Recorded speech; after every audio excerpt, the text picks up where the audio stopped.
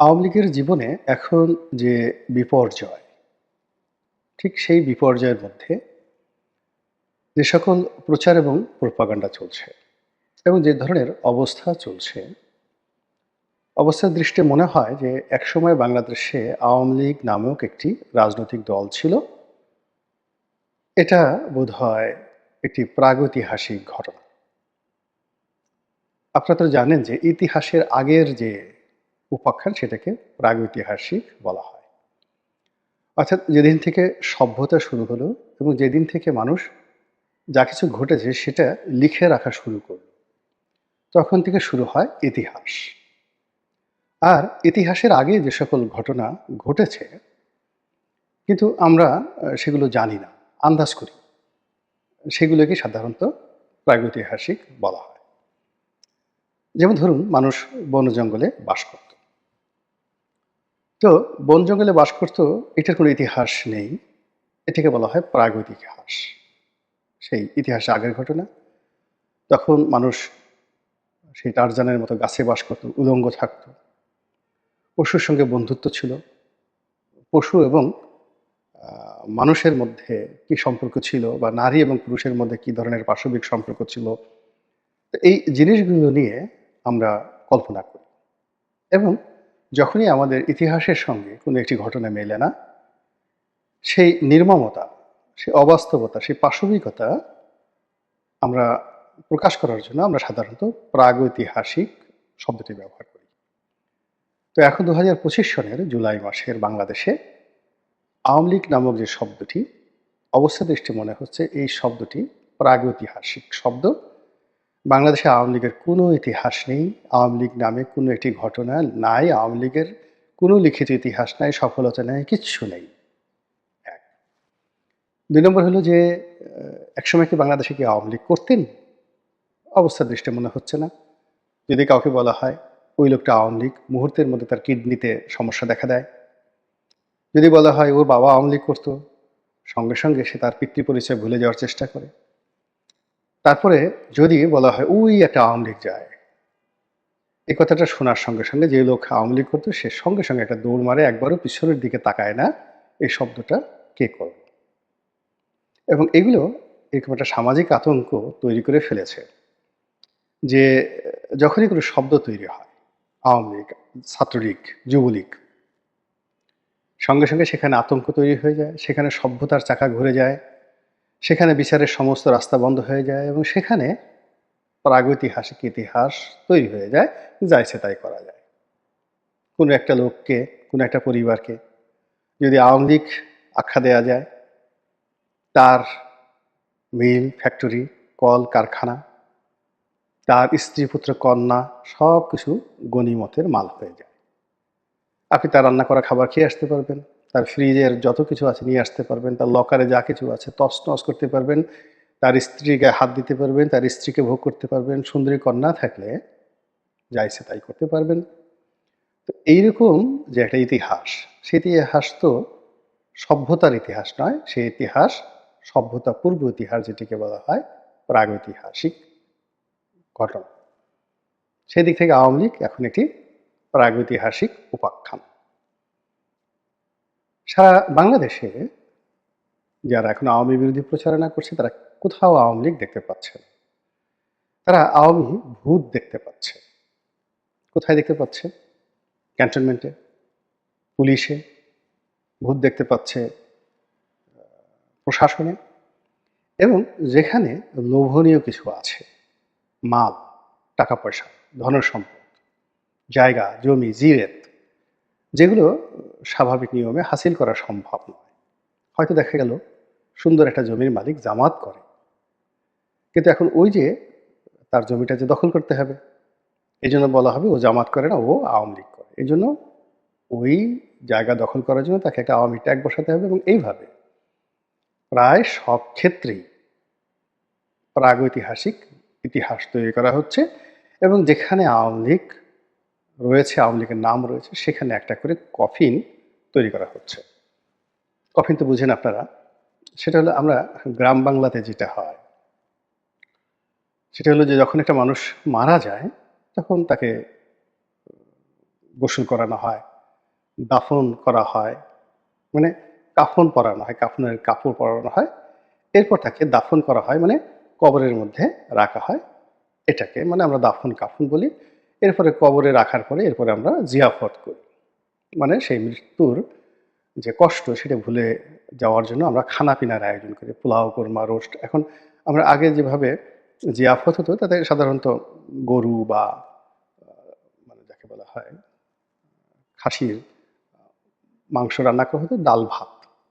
আর যারা আরো বেশি গরিব তারা সাধারণত ৩০-৪০ জন লোক যারা এই জানাজাতে দাফন কাফনে অংশগ্রহণ করেছেন তাদেরকে একটু মুরগির মাংস দিয়ে ভাত খাওয়ানো হতো। একেবারে কিছু না হলে ডাল ভাত খাওয়ানো হতো মুগের ডাল দিয়ে বা মসুরির ডাল দিয়ে ৭৩-৭৪ সনে এইভাবে মানে গরিব মানুষগুলো জিয়াফত করত।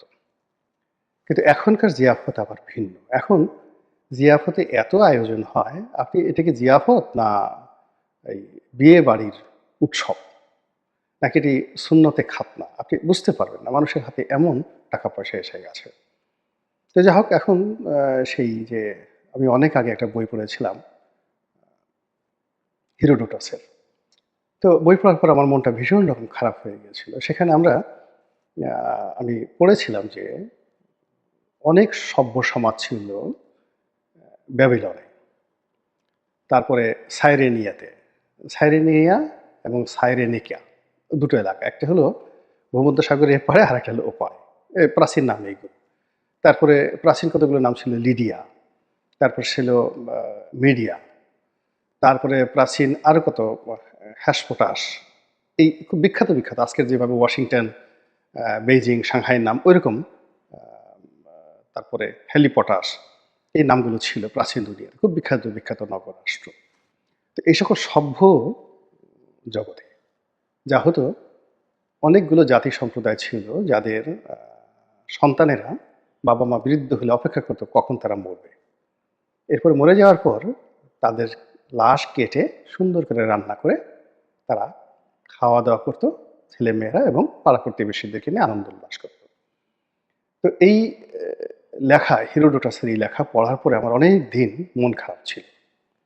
কিন্তু পরবর্তীতে দেখলাম যে আমরা এই আধুনিক যুগে বসে আমরা কি করছি।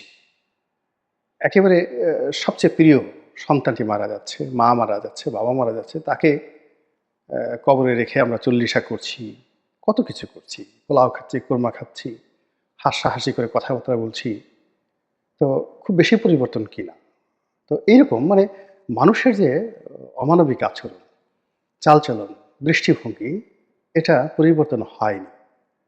আমাদের প্রযুক্তি এসেছে, নতুন ভবন এসেছে, বিল্ডিং এসেছে, কিন্তু আমাদের পরিবর্তন হয়নি। তো এনিওয়ে যেটা বলছিলাম যে এখন এই যে আওয়ামী লীগের প্রতি যে নিষ্ঠুরতা, প্রাগৈতিহাসিক নিষ্ঠুরতা, সেখানে যেখানে আওয়ামী লীগের নাম আসে সেখানে একটা করে কফিন তৈরি করা হচ্ছে।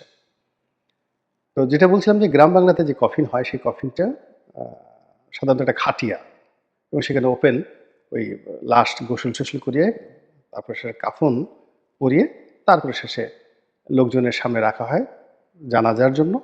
মানুষ জানাজা পড়ে লাশটা আসছে কবরে রেখে দেয়। তো এটা দাফন এবং কাফন। কিন্তু কফিন জিনিসটা আবার আলাদা। যেমন দেখা গেল এখন আধুনিক শহরে, ঢাকার শহরে কেউ মারা গেলেন। এখন ৩-৪ দিন তার লাশটি রাখতে হয়। তখন সেই লাশটি একটা বিশেষ বাক্সের মধ্যে সংরক্ষণ করা হয়। বাক্স, সেখানে চা দিয়ে, চিনি মানে গুঁড়ো মানে চা পাতার গুঁড়ো দিয়ে, কেমিক্যাল দিয়ে লাশটা যেন পচে না যায়, এজন্য কফিন তৈরি করা হয়। ৩-৪ দিনের জন্য ঢাকা থেকে গ্রামে পাঠাতে হবে, এজন্য কফিন। অথবা দেখা গেল একটি লাশ ৩-৪ দিন এর পরিবর্তে ৩-৪ মাস বা ৩-৪ বছর রাখতে হবে। বিকজ লাশ নিয়ে মামলা আছে, মোকদ্দমা আছে।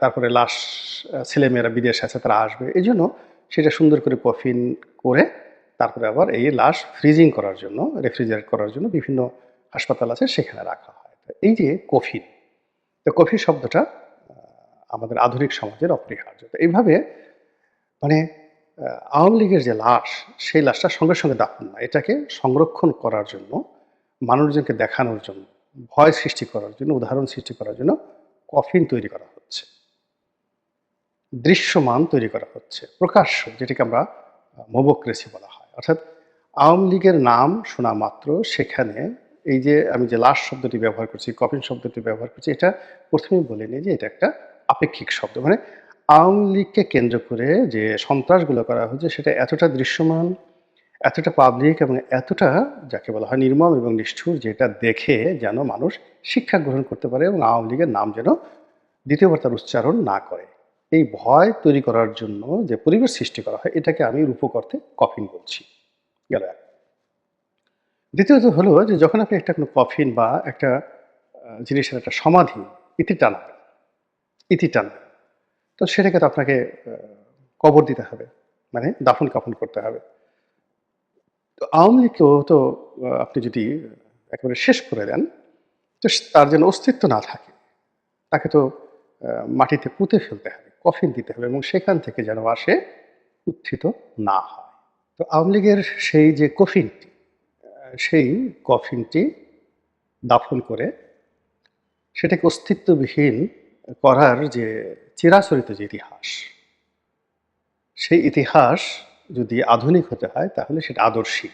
আর যদি প্রাগৈতিহাসিক হতে হয় তাহলে একটা আওয়ামী লীগ ধরো যেভাবে হালাকু খান, চেঙ্গিস খান যেভাবে একটি আদর্শকে সম্পূর্ণ ধ্বংস করার চেষ্টা করেছেন, ঠিক সেম কাজটি তাদেরকে করতে হবে। তো সেই কাজটি এখন যারা আওয়ামী বিরোধী তারা কি করতে পারছেন বা পারবেন?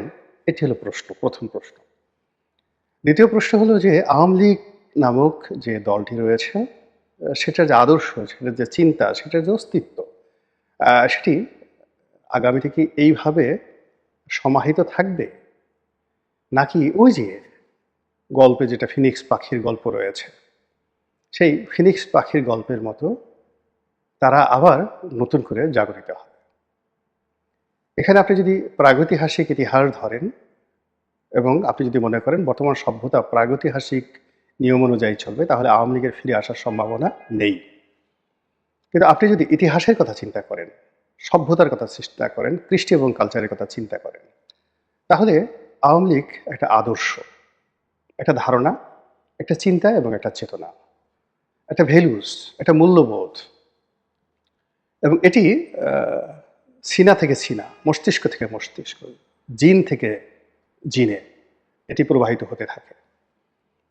এবং সেটা যদি এইভাবে প্রবাহিত হতে থাকে তাহলে আগামীতে যে শিশু জন্ম নেবে, আগামীতে যে মানুষের বোধ হবে, আগামীতে যে মানুষের রাজনৈতিক ইচ্ছা জাগ্রত হবে, আগামীতে যে রাজনীতির ইতিহাস পড়বে, তাকে ইচ্ছাই হোক অনিচ্ছাই হোক আওয়ামী লীগের এই নামটি শুনতে হবে। এবং আওয়ামী লীগের এই ইতিহাসের সঙ্গে, ইতিহাসের ধারাপাতের সঙ্গে তাকে সামঞ্জস্য বিধান করতে হবে এবং কোনো একটা সময় তার মধ্যে যদি হঠাৎ করে জাগো বাহে কণ্ঠে সবাই এরকম একটি স্লোগান চলে আসে, তাহলে সেটাই হবে এই যুগের ফিনিক্স পাখি। আল্লাহ আমাদের সবাইকে হেদায়েত দান করুন এবং হেফাজত করুন। আসসালামু আলাইকুম ওয়া রাহমাতুল্লাহি ওয়া বারাকাতুহু।